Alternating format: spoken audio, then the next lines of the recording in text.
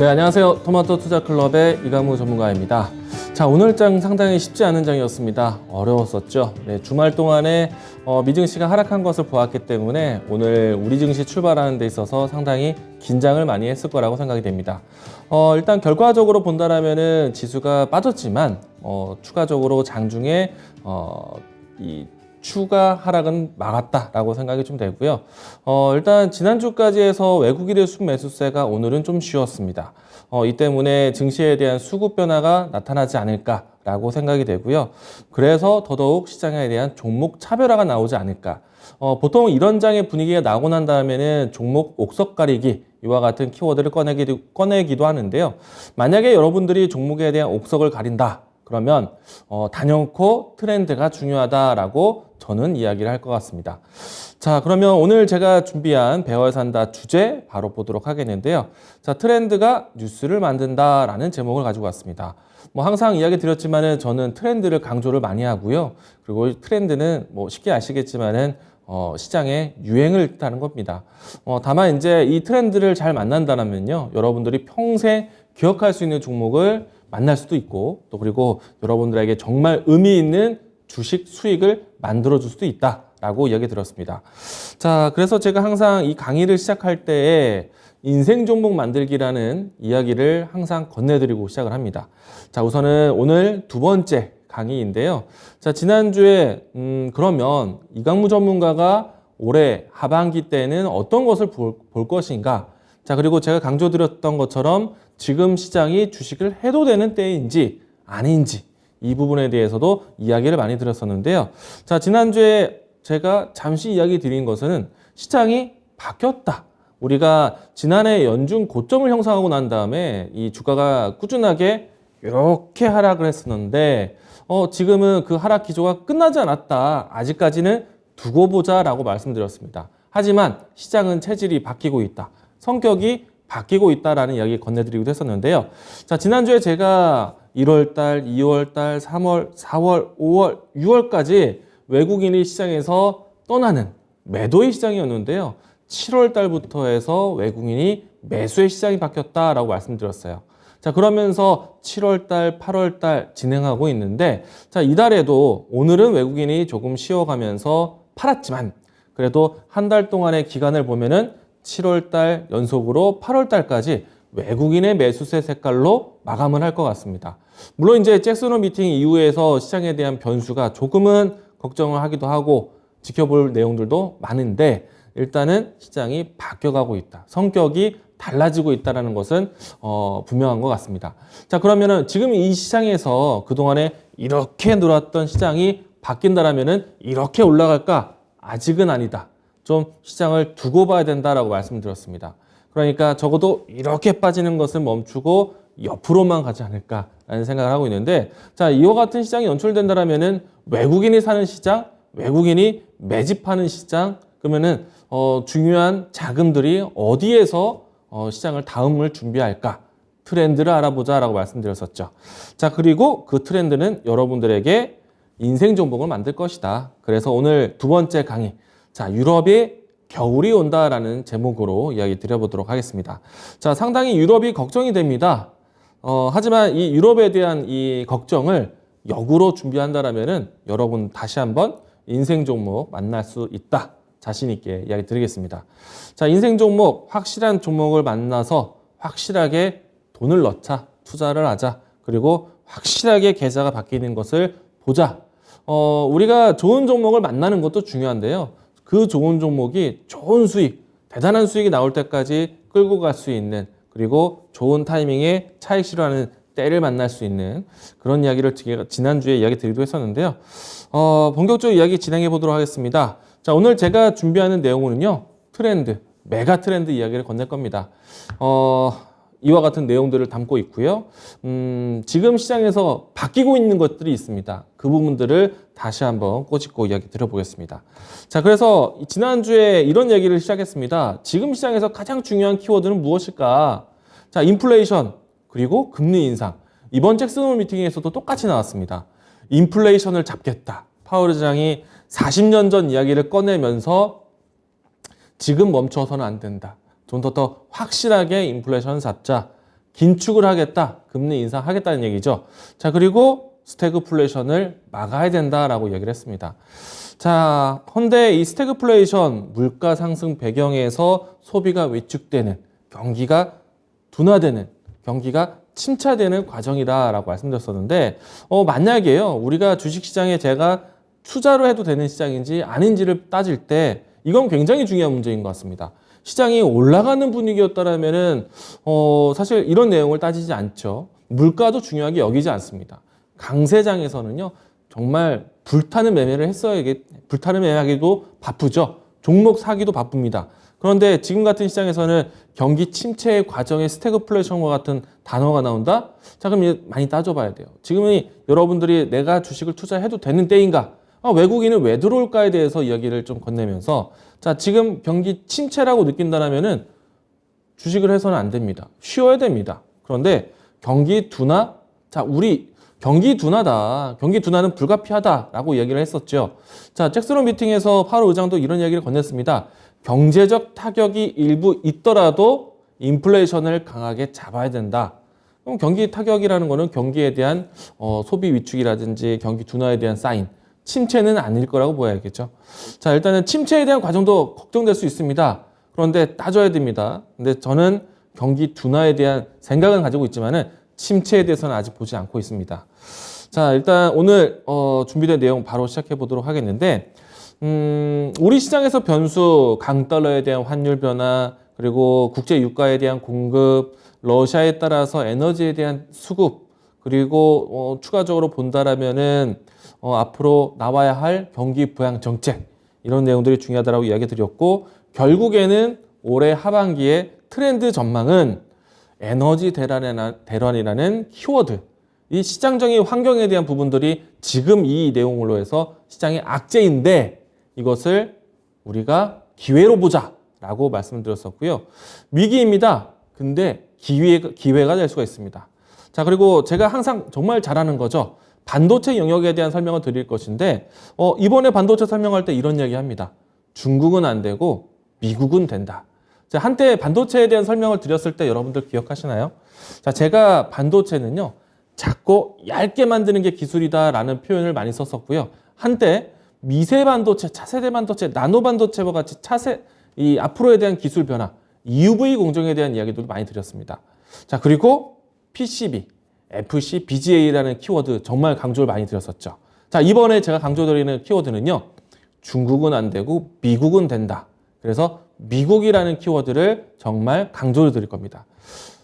반도체 또 기대를 해보시죠. 지금은요, 반도체 안에서도 차별화 만들어 드리도록 하겠습니다. 자, 그리고 2차 전지 내에서 또 2차 전지를 봐야 되는데요. 슬로건은 있습니다. 자동차는 안 되는데 전기차는 된다. 이 주제. 자, 제가 지금 준비한 3가지 주제가 제가 앞으로 할 배워 산다 주제 내용이기도 합니다. 여러분들은 이 내용들을 지금부터 보셔도 좋다라고 저는 자신 있게 이야기합니다. 그리고 아마도 제가 이 시간을 가지고 배워 산다 강의를 매주 하는 동안에 어쩌면은 이 키워드들이 벌써 움직일까봐 저는 오히려 걱정이 되기도 합니다. 제가 이야기하고 나서 올라야 되는데 벌써부터 오를까봐 걱정이 되기도 합니다. 실질적으로 에너지 대란에 대한 키워드는요, 제가 지난주에 언급을 했는데 벌써 에너지 관련된 움직임들이 상당히 좋습니다. 일주일 사이 동안에 상한가 위치까지 올라간 종목들도 있었어요. 자, 벌써 시작을 했습니다. 자, 그리고 당연히 여러분들도 인지하고 있는 내용입니다. 자, 오늘은 첫 번째 에너지 대란에 대한 이야기, 유럽의 겨울이 온다라는 주제로 시작을 할 것인데, 자, 유럽의 에너지 대란, 아시다시피 러시아와 우크라이나 사태 때문에 만들어졌습니다.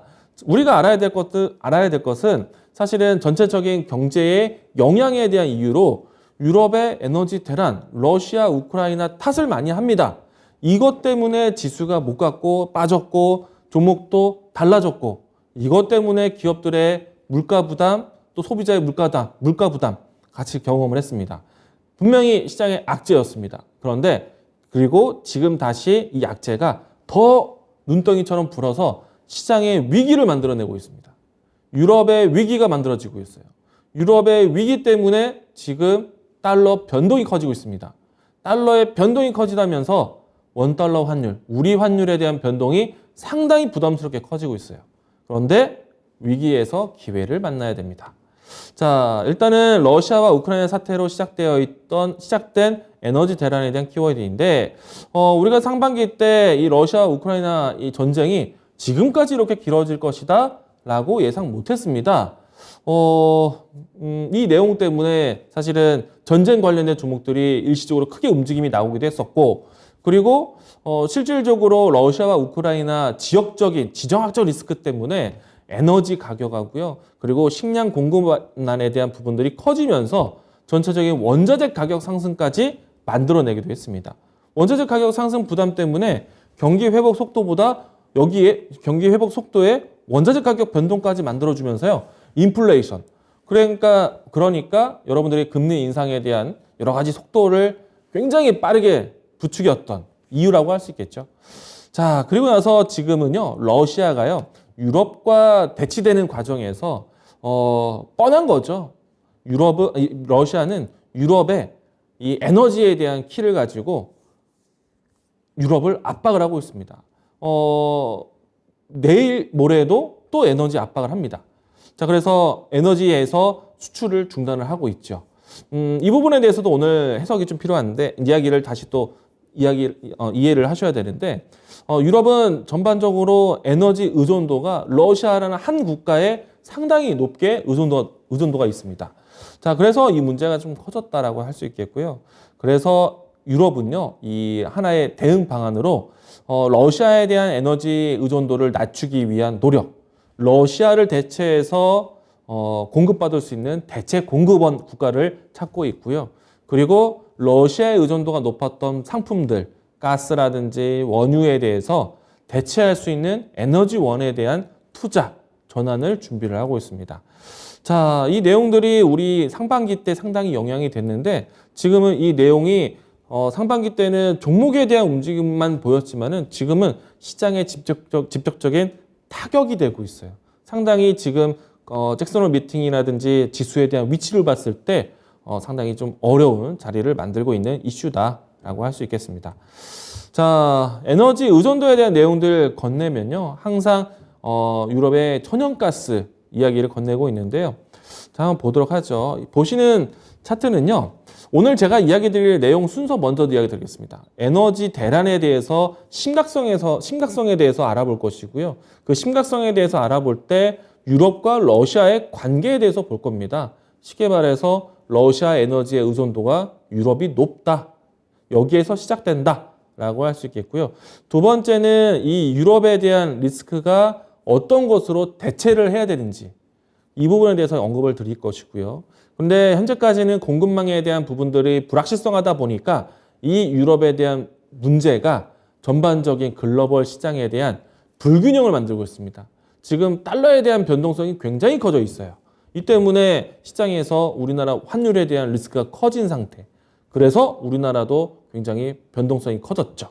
자, 이 내용들로 하여서 어떤 종목들을 봐야 되는지, 이와 같은 흐름으로 이야기해 보겠습니다.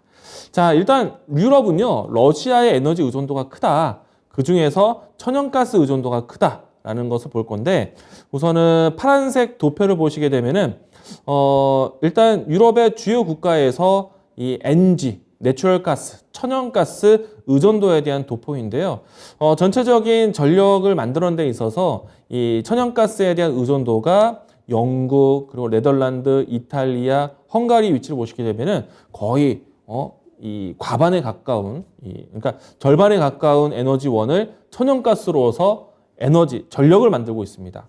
그리고 중요한 국가죠. 유럽에서 독일을 꼭 보셔야 되는데, 독일 역시 이 천연가스로 해서 전력을 만드는 의존도가 굉장히 높습니다. 24%. 자, 그런데 이 천연가스 공급을 러시아가 36%, 네덜란드, 이탈리아가 40%에 가깝게 천연가스로 전기를 만들어내고 있는데, 여기에서 천연가스의 전체적인 수입의 비중, 러시아의 비중이 얼마만큼 되는가? 자, 일단 헝가리와 체코 같은 경우에는요, 100% 러시아에서 에너지를 가져오고 있습니다. 그리고 나머지 국가들은 지금 이와 같은 54, 47, 22, 7 이렇게 의존도가 준비되어 있는데요. 일단 러시아의 의존도가 상당히 높은 국가, 이탈리아, 독일, 폴란드, 헝가리, 체코가 상당히 중요한데 이들 국가가 러시아의 가스관이 이들 국가로 통해서 이들 국가에서 주변 국가로도 확산이 됩니다. 이 안에서 의존도가 헝가리와 체코가 높은데요. 이 러시아의 가스 공급에 가장 중요한 국가가 독일, 헝가리, 이와 같은 국가들입니다. 일단 독일도 절반은 러시아의 의존도가 높죠. 그리고 독일에 대한 위치에 따라서 지금 독일 역시 이처럼 러시아에 대한 의존도가 높다 보니까 러시아에 대한 이 우크라이나와에 대한 전쟁 도발에 대해서 상당히 강경한 목소리를 내비치기도 합니다. 그런데 한편으로는 러시아에 대한 의존도가 높다 보니까 정치적으로 아주 강력하게 배제하지 못하는 그런 모습도 보이기도 했었는데요. 자, 일단은 독일은 계속해서 우리가 보면서 의존도 보도록 하겠습니다. 자, 그리고 오른쪽에 보시면요.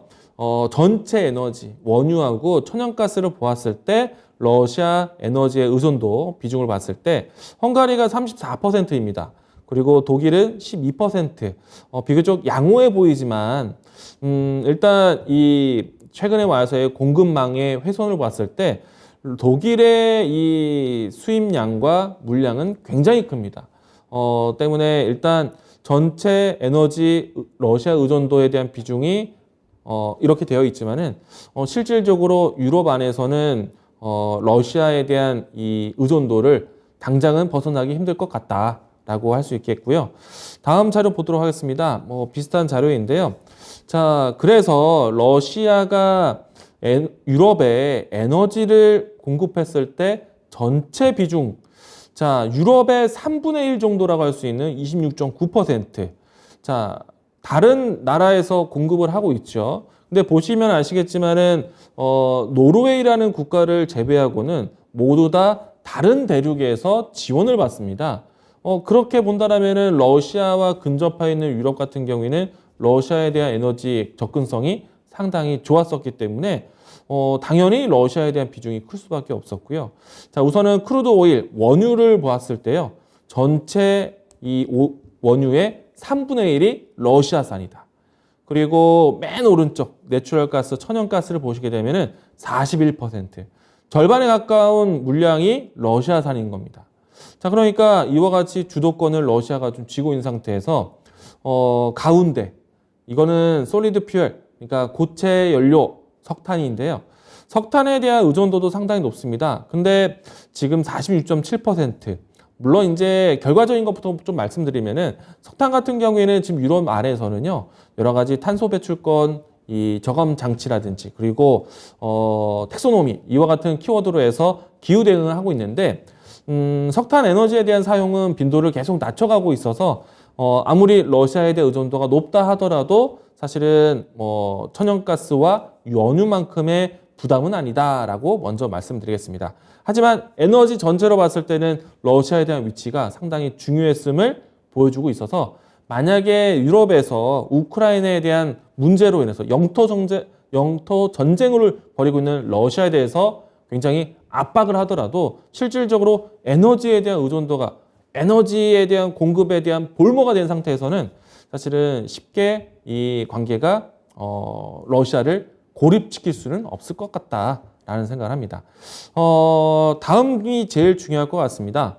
우리가 이미 많은 뉴스를 통해서 보셨겠지만은 러시아에서 천연가스에 대한 이 유럽 공급을 계속해서 조절을 하고 있습니다. 물론 이제 러시아에서는 대놓고 보복성으로 에너지를 주지 못한다라고 하진 않고 있죠. 일단은 직간접적으로 보수공사에 대한 명분으로 해서 지금 유럽에 대한 에너지 공급을 감축시키고 중단시키고 하고 있는데요. 일단은 수차례를 통해서 유럽에 대한 에너지 공급망을 중단도 시켰고 그리고 일부를 축소시키기도 했습니다. 물론 이제 러시아 자체는 당장은 에너지 공급에 대한 부분으로 해서 이 수출에 대한 부분들을 담당하고 있어서 러시아도 한 번에 잠그지 못할 겁니다. 그런데 점차 옥죄고 있는 거죠. 자, 이거는 사실 이번 주에도 있습니다. 예정되어 있습니다. 이 노르트 스트림이라고 해서 이 독일 쪽으로 공급을 해줘서 이 주요 국가로 이 공급을 하게 되는데 이 지역에 대한 가스 송유 가스관에 대한 보수 이유로 해서 3일 동안의 가스 공급을 아예 중단을 합니다. 자, 이렇다 보니까 지금 유럽에서는요, 이 수일간의 가스 공급에 대한 중단으로 해서 유럽에 대한 가스 공급이 상당히 차질을 빚고 있는데요. 자, 만약에 공급에 대한 조절, 공급에 대한 수위 조절이 나타나게 된다면은 가스에 대한 가격 자체가 굉장히 희소성을 띠게 됩니다. 쉽게 말해서 가스 가격이 변동성이 커지게 되는 거죠. 그리고 최근에 와서 뉴스 보셨겠지만 천연가스에 대한 가격이 급등세를 보이고 있습니다. 자, 일단은 실질적으로 지금 러시아가 얼마만큼 가스에 대한 공급량을 좌지우지 크게 감소시키고 있느냐. 자, 일단 왼쪽에 있는 도표를 보시게 되면은 2018년도 때부터 해서 2021년도 그리고 올해 우크라이나와 전쟁하는 과정에서 2022년 7월 달까지 상당히 급격하게 감소되었음을 보여주고 있습니다.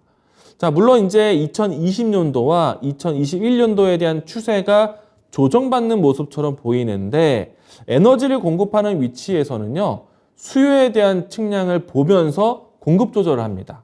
왜냐하면은 마냥 공급량을 늘려서 수요가 부족한 상태, 경기가 좀 어려운 상태에서 공급량을 늘린다라면은 사실은 그만큼 쓰임새가 공장을 돌리거나 쓰임새가 크지 않는 상태에서는 오히려 공급이 늘어나는 것에 대해서 가격이 떨어지기 때문에 러시아 입장에서는 쓰지 않는 비축량에 대해서 공급을 많이 넣어줄 필요 없죠.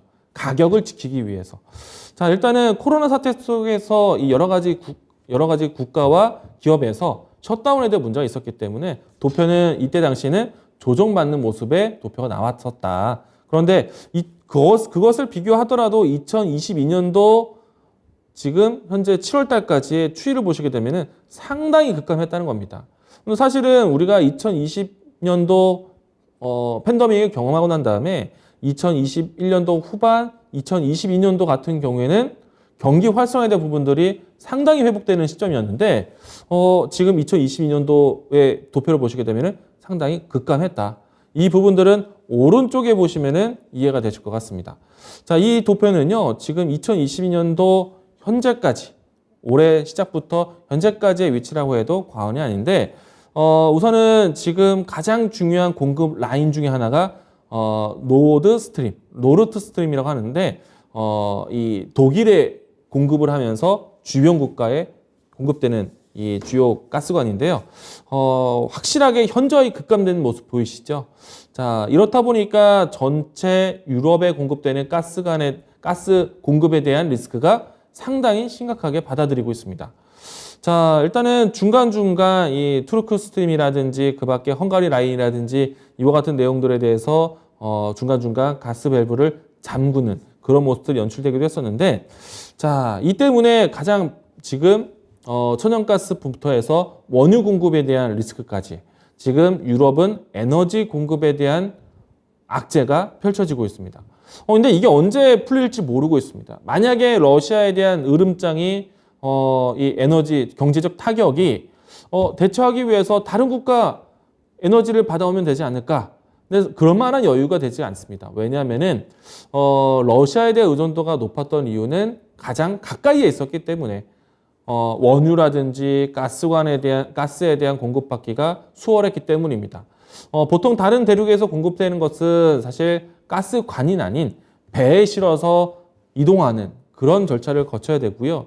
그리고 기존에 있었던 대륙 같은 경우에는 꼭 유럽에 대한 라인이 아닌 기존에 가지고 있는 라인에서 원활하게 거래를 해왔었기 때문에 급작스럽게 유럽에 공급해주기 위한 공급량 확대가 지금은 재고라든지 추적이 되고 있지 않다. 근데 최근에 와서 미국에서 이 대러시아에 대한 제재를 함께 해주기 위해서 유럽에 대한 공급을 새롭게 늘리고 하고 있습니다. 자, 그래서 펼쳐지는 게 무엇이냐? 유럽은 기존에 있었던 수요 거래처가 있는 상태에서 유럽을 새롭게 지원하다 보니까 미국 내 안에서도 재고 소진, 미국 내 안에서도 비축량이 떨어지다 보니까 미국에서의 천연가스 가격이 급등세를 보이고 있습니다. 자, 이렇게 되다 보니까 전반적으로 원자재에 대한 공급에 대한 리스크, 가격 변동이 나타나다 보니까 이게 결국에는요, 원자재 가격 상승. 그러면은 그 부담은 기업이 안고 그 기업이 제품에 대한 가격으로 올리고 그 제품에 대한 가격 인상이, 판가 인상이 소비자에게 전가되는, 결국에는 물가 인상 사이클, 인플레이션이 다시 자극되고 있다는 얘기죠. 자, 이게 유럽과 러시아의 문제로만 끝나는 것이 아니라 글로벌 전체적으로 확산되고 있는 상태입니다. 자, 일단은 지금 현재 이 천연가스 공급이 앞으로 어떻게 열릴지 지금도 아무리 미국에서 원조로 하더라도 상당히 시급하다, 어렵다. 제가 뒷부분에, 앞부분에도 잠깐 이야기 드렸지만 계절적으로 했을 때 유럽이 지금이 가장 여유가 있을 때입니다. 그런데 앞으로 3개월 뒤 올해 연말 되면은 유럽에서 겨울을 만나게 됩니다. 자, 그러면은 겨울에서 에너지에 대한 소비가 가장 집중되어 있기 때문에 지금 같은 추이로는 그 겨울을 이겨내기가 상당히 어려울 수가 있습니다. 블랙아웃이 나올 수가 있어요. 그래서 에너지 공급에 대한 부분들 빨리 원활하게 풀어야 되는데, 자, 일단 여러 가지 겹겹 악재가 좀 섞여 있죠. 지금 잭슨 홀 미팅을 통해서 미국이 다시 한번 공격적인 긴축 정책을 펼칩니다. 자, 이 내용은 뭡니까? 금리 인상을 하게 되는 겁니다. 기업에 대한 활동에 대한 그 자금이 여유롭게 나오지 못할 거예요. 기업도 시장에 대한 금리에 대한 이자 부담에 대한 부담을 준비해야 되기 때문에 시장에 대한 경기에 대한 투자가 자유롭지 못할 겁니다. 그러면은 미국에서 혹은 주변 국가에서 유럽에 대한 자금 유입이 좋을까? 어렵다는 얘기죠. 또한 유럽 안에서도요, 자금을 풀어내기가 쉽지가 않을 겁니다. 한때는 유럽에서 13년 만에 이 21일에서 금리 정책, 긴축 정책을 시작을 했는데 제로 금리, 마이너스 금리에서 드디어 금리 인상을 진행을 했죠. 0.25bp, 0.25%, 25bp를 올렸는데, 자, 이 기조를 지금은 다시 한번 중단해야 될까? 기업에 대한 활동이라든지 투자에 대한 부분들이 상당히 좀 시급한 상태에서 금리를 다시 재조정한다?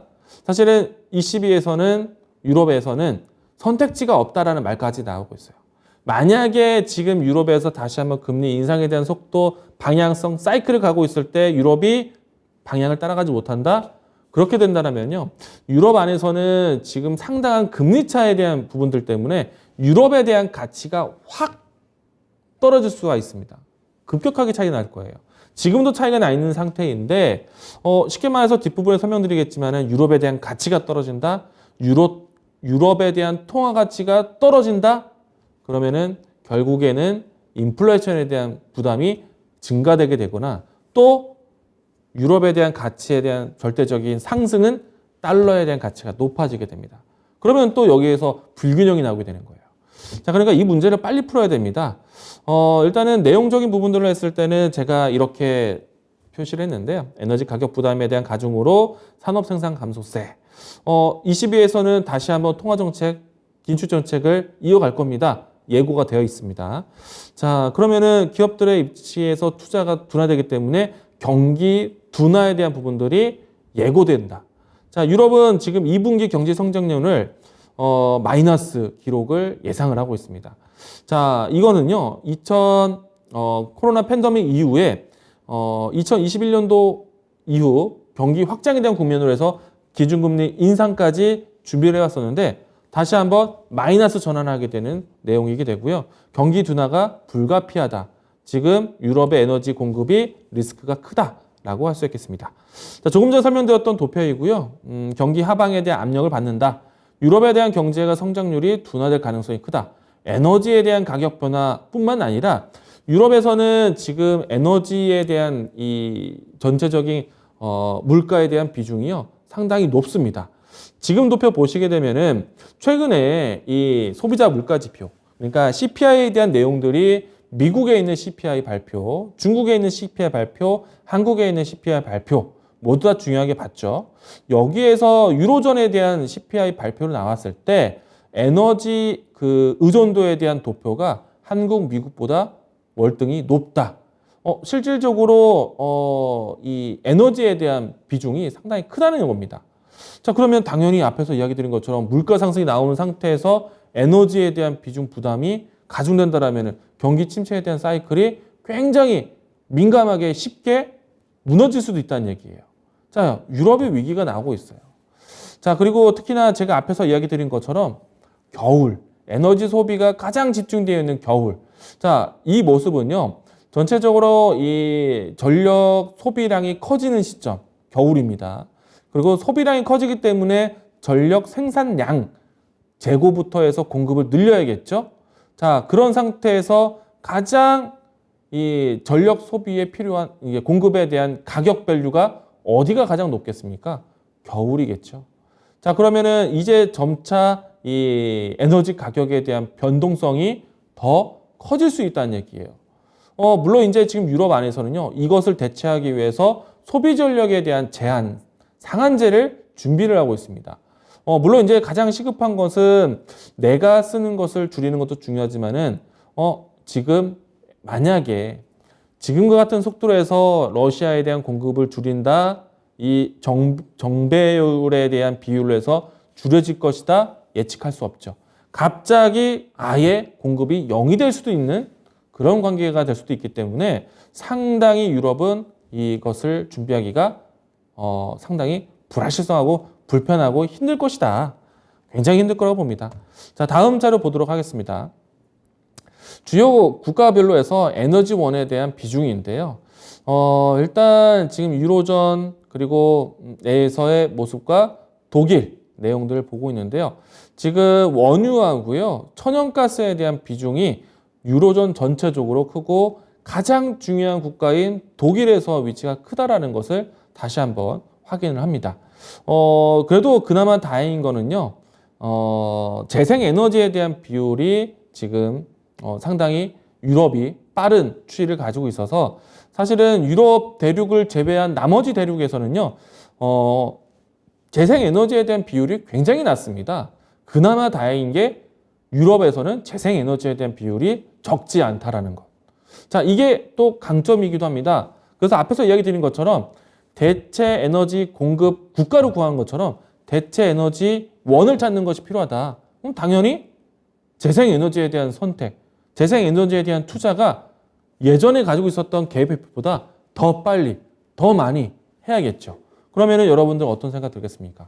자, 지금 천연가스 원유에 대한 가격 변동이 재생에너지에 대한 투자를 부추기는 것이기 때문에 신재생 에너지 관련된 종목들 정말 이와 같은 시장 환경에서는 꼭 보셔야 한다는 얘기입니다. 자, 일단은 천연가스하고요, 원유가 사실은 아주 동일하게 움직임이 나오지는 않습니다. 그런데 최근에 와서는 이 천연가스와 원유의 추이가 상당히 유사한데요. 일단은 천연가스도 마찬가지로 천연가스는 러시아에 대한 공급에 대한 리스크를 가지고 있고, 원유 같은 경우에는 오펙의 증산량에 대한 부분들 때문에 공급에 대한 불확실성을 가지고 있습니다. 자, 천연가스와 원유가 모두 다 공급망에 대한 불안을 가지고 있기 때문에 에너지에 대한 변수가 결국에는 CPI 영향, 크게 작용할 수가 있다는 거죠. 우리가 지금 금리 인상을 하는 과정에 속도를 내는 과정은 인플레이션을 잡기 위한 겁니다. 인플레이션에 대한 내용을 확인한 것은 소비자 물가 상승률이죠. 그런데 최근에 와서 소비자 물가의 지표를 두 가지를 봅니다. 전체적인 종합 CPI를 보기도 하고요. 필수 이 CPI, 그리고 근원 CPI를 따져보기도 됩니다. 근원 CPI라는 것을 우리가 굳이 따지진 않았었거든요.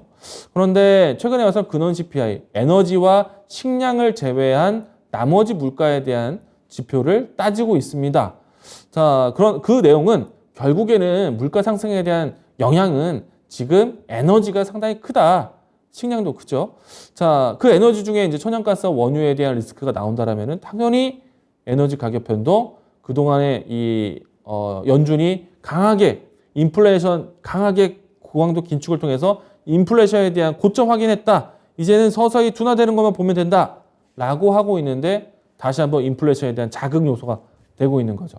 어쩌면은 에너지 대란 때문에요.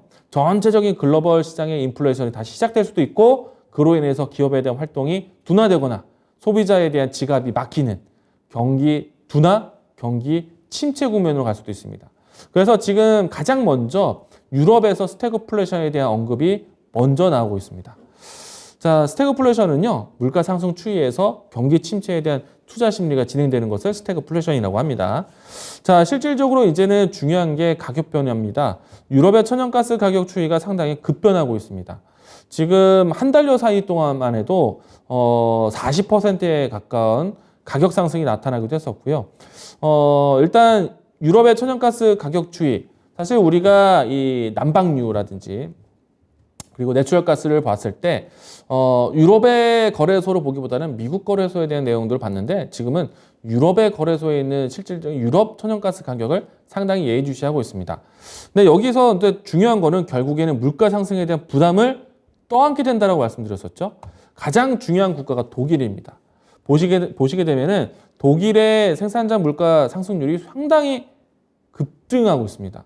자, 그러면은 독일의 전체적인 물가 상승률은 나중에 독일의 의존도가 높은 유럽 전반적인 타격이 크게 될 것이고요. 독일에 대한 생산력이라든지 독일에 대한 소비가 막히게 되면은 전체 유럽에 대한 활동이 둔화되게 될 겁니다. 그래서 유럽에 대한 경기 침체 이야기. 제가 그래서 앞에서 얘기해 드린 것처럼 유럽의 가치가 떨어진다. 유럽의 통화 가치가 떨어진다라고 말씀드렸어요. 그래서 오른쪽을 보시게 되면은 유로화 달러인데요. 이 유로화 가치 하락이 차트로 보여지고 있습니다. 자, 유로화에 대한 가치 하락이 또 무엇을 의미하냐면요. 우리가 이제 달러 가치 지수를 만듭니다. 달러 인덱스, 달러화 지수 이렇게 이야기하는데요. 이제 주요 국가의 통화 기준으로 해서 달러의 가치를 평가하게 되는 겁니다. 일단은 그 통화 가치에 대해서 가장 이 지역 통화, 비중이 큰 지역 통화는요, 유로화입니다.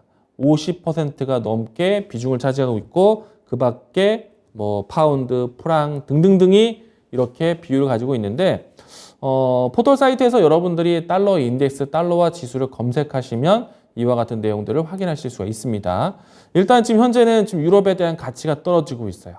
그러면 상대적으로 달러에 대한 가치가 올라가고 있습니다. 우리가 다시 한번 또 이야기 드리면은 달러에 대한 가치가 높아지니까 원화에 대한 가치가 떨어지겠죠. 그러면은 환율 상승에 대한 배경이 나오게 되면은 전체적으로 우리 시장에 외국인의 수급이 들어온다, 떠난다.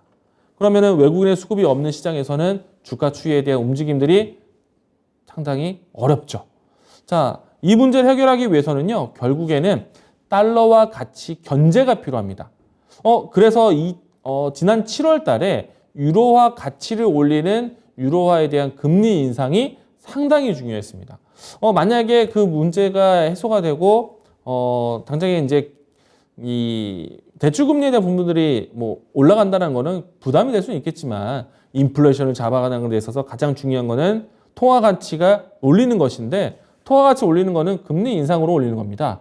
자, 그 부분들이 필요해서 유로화에 대한 가치를 올린다는 뜻으로 해석을 했다라면은 달러 인덱스에 대한 강달러 현상을 견제할 수 있게 된 거죠.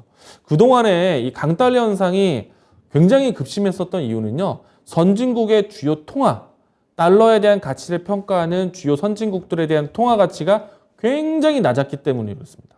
대표적으로 유로화, 그리고 엔화. 그런데 통화 정책 자체가 가치 평가 절상을 안 해왔습니다. 유럽이 13년 만에 드디어 금리 인상했고 일본은 여전히 통화 금리 긴축에 대한 정책 계획이 아예 없습니다. 자, 그러니까 유럽에 대한 통화 가치 상승이 달러 견제의 유일한 창구인 거죠. 자, 그렇기 때문에 지금 이 내용들이 상당히 중요한 상태에서 과연 이제 유럽이 잭슨홀 미팅에서 나왔던 긴축 정책에 대한 부분들이 견제가 될 수 있을까? 못한다는 거죠. 선택에 대한 여지가 없는 상태인 겁니다. 그래서 유럽이 정말 힘든 상태에서 긴축을 단행을 한다? 지금은 힘들겠지만 향후에 달러에 대한 변동성을 견제할 수 있는 유일한 창구가 될 수 있다는 거. 물론 이제 나중에 이제 전반적으로 경기에 대한 성장률이 회복 기조로 간다라면은 상당히 글로벌 전체 통화에 대한 균형이 다시 맞춰질 거라고 봅니다. 자, 일단은 현재까지는 강달러 기조가 유지되고 있다. 자, 유럽의 에너지 위기, 미국의 긴축 경계가 강달러를 만들었다.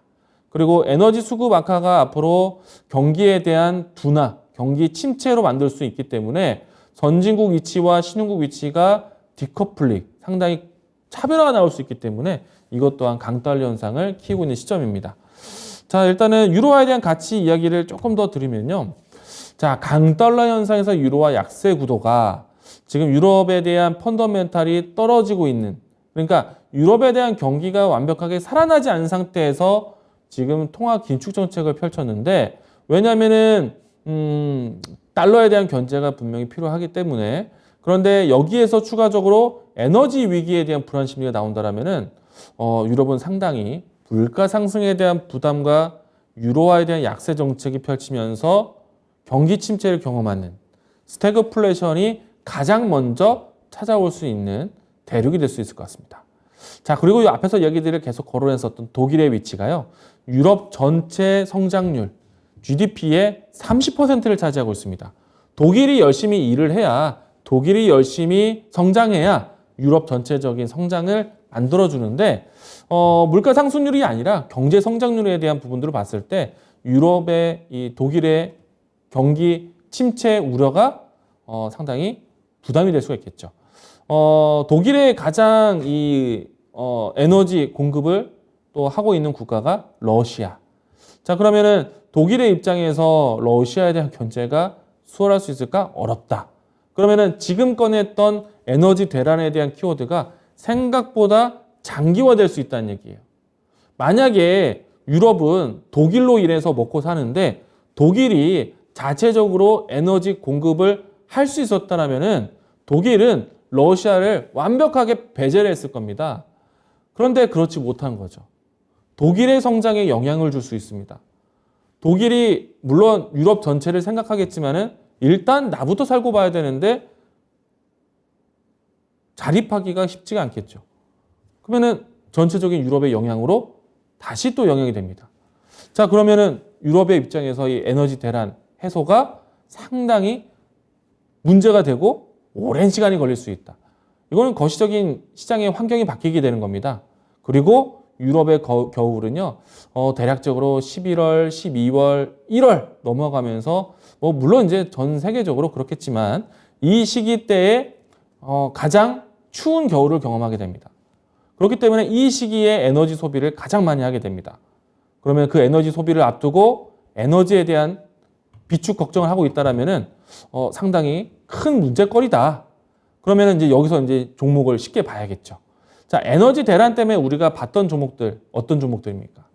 가격이 올라서 제품에 대한 가격을 동일하게 올리는, 조달받아서 생산 공급해주는 천연가스 같은 경우에는 도시가스 관련된 기업들을 보셔야 되겠고, 왜냐면은 지금 이번에 에너지 대책, 국내에서 에너지 대책 안에서도요, 이 가스 가격에 대한 인상으로, 원자재 가격 변동으로 인해서 가스 공공요금 인상에 대해서 논의를 준비합니다.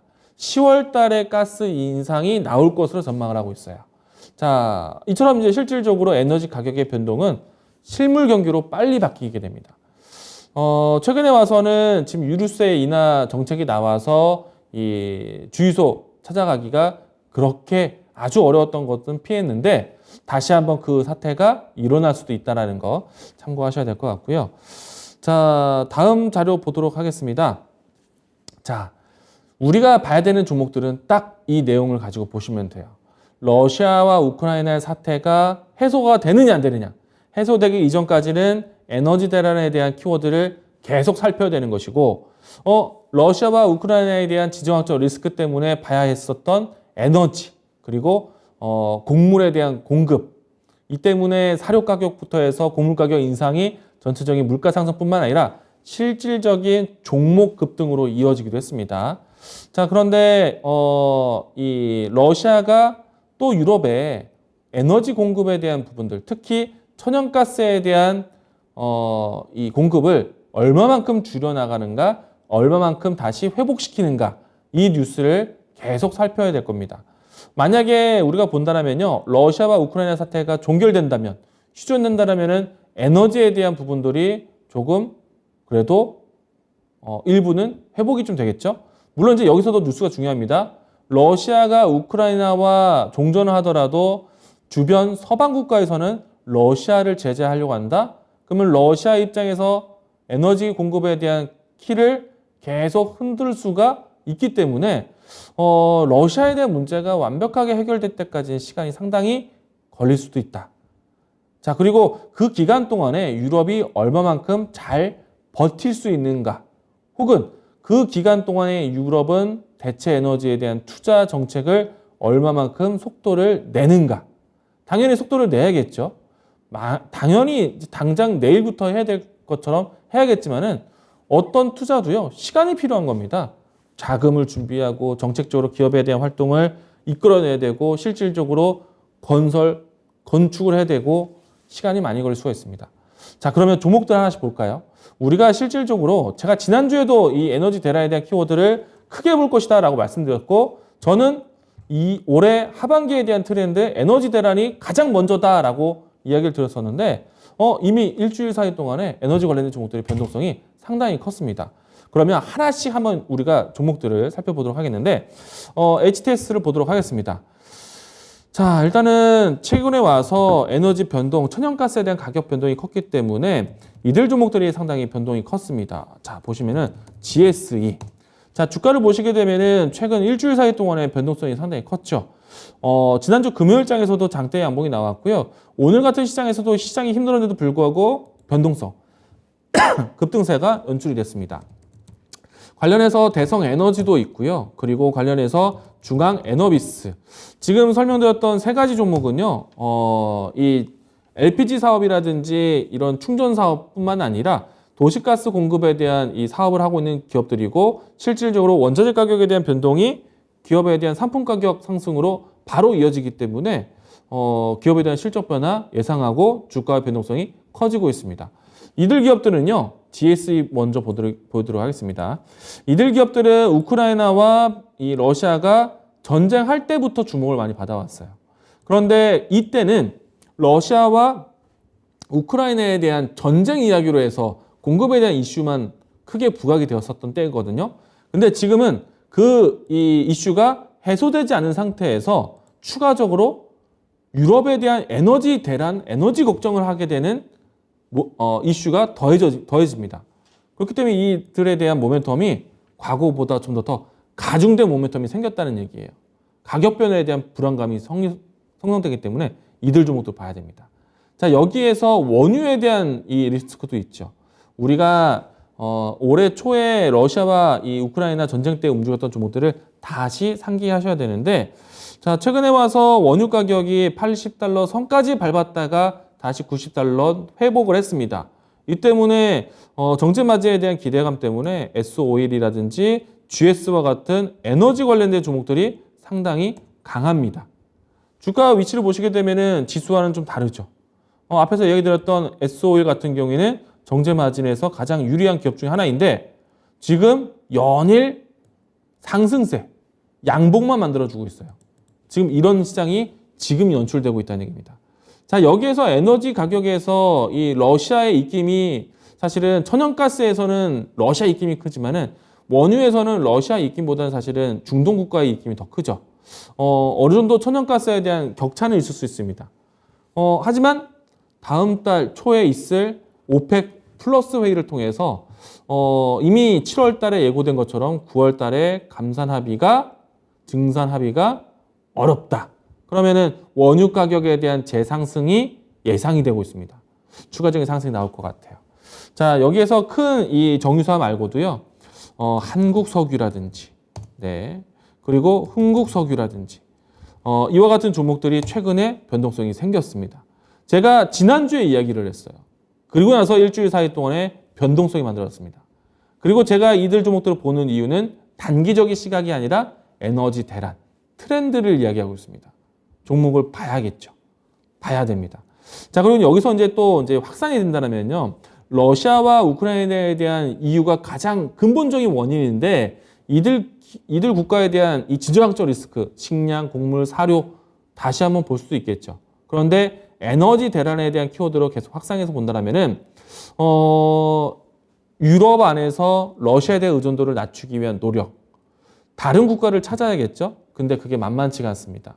가장 유럽 안에서 해결하기 위해서는 노르웨이라든지 그리고 카타르라든지 공급을 찾아야 되는데 그러기 위해서는 추가적인 투자를 해야 됩니다. 노르웨이에서 받아올 수 있는 가스관에 대한 한계가 있고요. 카타르에서 공급받기 위한 이 LNG 선박에 대한 수요가 한정적입니다. 그동안에 그런 이 공급을 투자하지 않았기 때문에 러시아에 대한 가스관, 아주 쉽게 유입할 수 있는 가스관의 의존도가 높았다 보니까 지금 다시 그것을 회복하기는 상당한 시간이 걸릴 것 같고요. 그리고 또 한 가지가 지금 미국에서 먼 대륙에서 받아오는 데까지 시간이 상당히 걸리고요. 미국 북미 지역에서 공급할 수 있는 재고량도 비축량도 한계가 있기 때문에 만약에 사드린다면은 유럽에 대한 천연가스 상승뿐만 아니라 미국에 대한 천연가스 상승까지 불러일으키기 때문에 공급에 대한 부분들이 아주 손쉽게 얻어가기 힘들다. 그래서 가장 중요한 중요한 섹터는 천연가스. 천연가스에 대한 가격 변동이 상승이 불가피하다. 얼마 전에요. 최근에 이 근래 이 사상 최고치에 대한 가격 변동까지 올라왔고요. 단기간의 상승세가 빨리 진행되다 보니까 천연가스에 대한 변동성으로 GSE, 대성에너지, 중앙에너비스가 변동성이 크게 올라왔습니다. 대략적으로 한 달 기간 동안에 2배 가까운 상승세가 나왔어요. 근데 지금도 보셔야 돼요. 왜? 에너지 가격에 대한, 에너지 대란에 대한 이야기들, 가격 변동이 크게 나올 것이기 때문에. 자, 그럼 이제 여기서 급한 거는 다른 에너지를 찾아야 됩니다. 급한 마음에 석탄 에너지까지 쓰려고 하고 있고 원자력 에너지까지 쓰려고 하고 있어요. 여기서 가장 빨리 속도를 내야 되는 거는 신재생 에너지, 풍력과 태양광이죠. 자, 종목도 볼까요? 현대에너지 솔루션 주가 보시면은 태양광 오늘 신고가가 나왔습니다. 자, 뿐만 아니라 신성 ENG, 하나 솔루션 이들 기업들에 대한 움직임들이 지금 상승을 하고 있어요. 풍력, CS 윈드라든지 CS 베어링 이와 같은 종목들에 대한 움직임들도 함께 움직였다. 이런 종목들이 지금 움직이고 있는 겁니다. 이런 종목들이 지금 트렌드인 거예요. 자, 이런 종목들에 대한 분류 빠르게 보셔야 됩니다. 신재생 에너지에서 누가 우선순위를 볼 것이고 그리고 태양광과 풍력에 대한 추이에 대한 보폭. 자, 유럽 안에서 어떤 것들을 먼저 중요하게 투자를 하고 있고 어떤 국가, 어떤 기관, 어떤 자금으로 가는지를 보시면은 종목 찾기는 더 수월해질 겁니다. 자, 오늘은요. 에너지 대란에 대한 이야기들 설득을 하기 위해서 이해하기 위해서 환경에 대해서 공부를 했고요. 다음 이 시간에는요. 기업에 대한 분석을 할 겁니다. 에너지 대란에 대한 키워드는 저는 정말 크게 보고 있고 여러분들 에너지 대란에 대한 키워드만큼 움직이는 종목들 다 이야기 드렸어요. 천연가스, 원유, 신재생 에너지 종목에 대한 이제 깊이 이야기를 드릴 것인데 자, 다음 주 오늘 제가 준비한 내용은 여기까지고요. 다음 주 이야기를 남겨놓았는데 시간 관계상 오늘 여기까지 진행하도록 하겠습니다. 에너지 대란에 대한 키워드를 저는 단타로 보고 있지 않습니다. 정말 큰 지금 시장에서의 환경 때문에 봐야 되는 이것 때문에 시장이 어렵지 않습니까? 그런데 이것 때문에 시장에 대한 위기를 만들었지만은 여기에서 움직이는 종목들에 대한 기회가 있습니다. 이것에 대한 이슈가 기간에 대해서 짧게 보는 것인지 길게 보는 것인지 이런 측량을 준비하셨다면은 이제는 어느 파트에서 중요하고 어느 파트에서 핵심인지를 찾아가시면은 종목은 쉽게 풀리게 되어 있습니다. 자, 오늘은 제가 여기까지 진행하도록 하겠고요. 다음 주 에너지 대란에 대한 키워드 트렌드에 대해서 어떤 종목들을 봐야 되는지 다음 주 이 시간에 설명드리도록 하겠습니다. 자, 오늘 제가 준비한 내용은 여기까지입니다. 시청해주신 시청자분들 감사합니다.